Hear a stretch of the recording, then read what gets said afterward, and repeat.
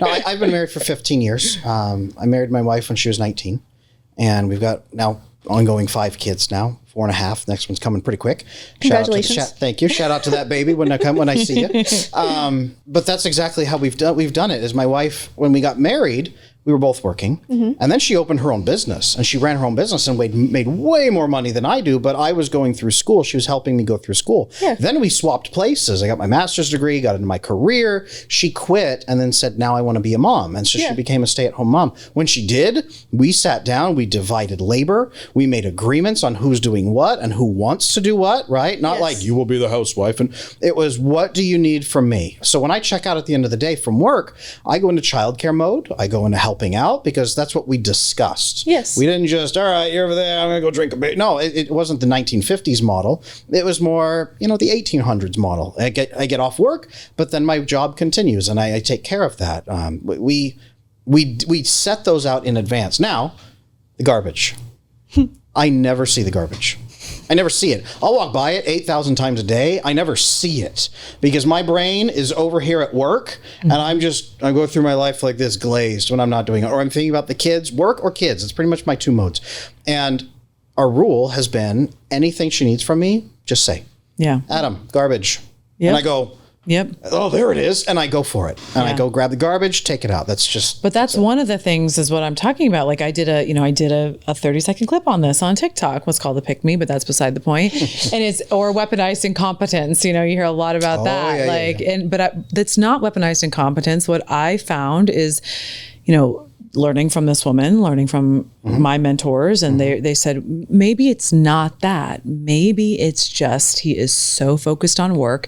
And the reason why they know this and the reason why I was taught this is because they asked men. They asked, 200 men, did you see the garbage? And he goes, no, my mind was somewhere else. So it's like if we bring empathy and understanding to the opposite sex, that's where I think this, the divide can be healed. Just like with women, it's like when guys come after us and go, you're so illogical, you're so emotional, right? You're so in your feelings. But it's like, we can't help it. Yeah. Well, there's just certain things that make us overwhelmed, and you don't see those and feel those things versus making us be more logical or telling us to be more logical. Have more empathy, have more understanding, ask more questions, learn how to make us safe, and then also give us some slack on the garbage, give us some slack on the dishwasher. If the dishes aren't placed perfectly, it's not because he's doing it on purpose. And that has been really helpful in my marriage. And again, we're giving you models so that maybe you can use them. I don't know. You don't have to be like me. But in our marriage, that was one of the agreements was she will point out when I need something. She needs something from me. Ask, right? Please ask. I will not see it. I am focused somewhere else, but I will do anything for you. Yeah. Well, I have a question for you. Is that true for men that most of the time you're focused on one thing and you're thinking about one thing at a time? It absolutely is. It's terrible. Our brains, what's interesting is the male brain is larger. Doesn't mean we're smarter, but it's larger. But that means it moves slower. So our regions, we go from one plotting to the next, and we go like this. And we also mostly go from the back to observe to forward to act upon.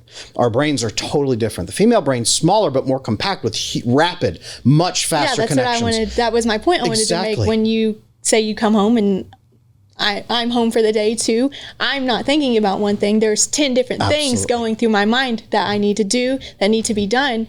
And I think that comes in where women are so emotional. Well, I'm thinking about these 10 different things at once that need to be done, and there's no time to do it. So there's just so much going on. Yep. And I think that's what plays into why women get frustrated. Absolutely. Yeah. One thing that we've done that's been helpful is during the day, she'll send me a text that says, I don't care when you do it, but this thing needs to be done.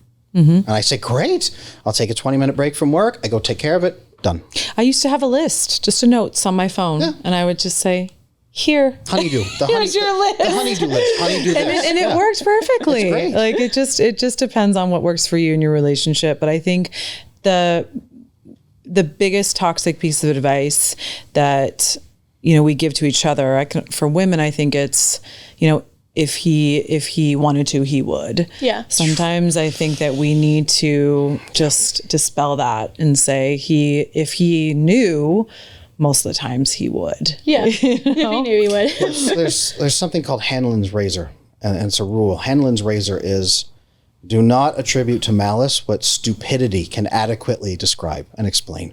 So if it's possible that he's just doesn't get it, give him the benefit of the doubt and see. Now, not always over and over and over, right? Weaponized incompetence. Some guys are just, I won't say the word, but some guys are absolute jerks, and they will just pretend they don't see it. Oh, I didn't notice that. Oh, and they'll pretend they don't care. Absolutely, there's some guys like that.